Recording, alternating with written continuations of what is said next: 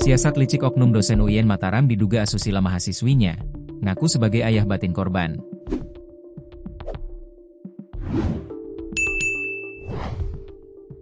Beginilah siasat licik oknum dosen Universitas Islam Negeri, UIN, Mataram diduga asusila mahasiswinya.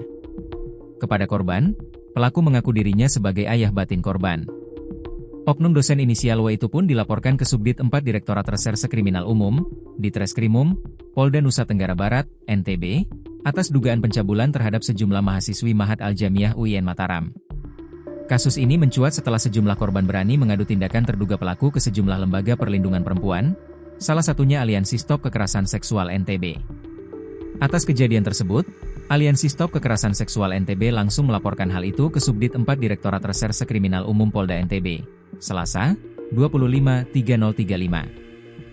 Koordinator Aliansi Stop Kekerasan Seksual, Joko Jumadi mengatakan, kasus ini sudah terjadi sejak tahun 2021 sampai 2024 lalu. Dia mengatakan sampai saat ini sudah ada 7 korban yang teridentifikasi, tapi baru 5 orang yang berani melaporkan kejadian ini. Terlapor sempat dikabarkan datang ke Polda NTB untuk melabrak korban yang saat itu tengah menjalani pemeriksaan.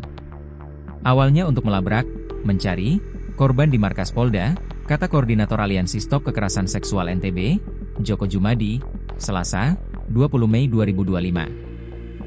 Joko menjelaskan, pelaku tiba-tiba datang ke markas Polda NTB tanpa dipanggil. Dengan inisiatif sendiri pelaku datang ke kantor polisi. Tapi sebelum W memarahi dan menemui korban, mahasiswi itu langsung diamankan pihak kepolisian. Setelah dilakukan interogasi akhirnya pelaku W mengakui perbuatannya kepada polisi. Bahkan jumlah korban lebih banyak dari yang dilaporkan. Diceritakan Joko, pada saat kedatangan di Polda, terlapor mengakui perbuatannya bahwa ia melakukan asusila ke sejumlah mahasiswa Mahat UIN Mataram.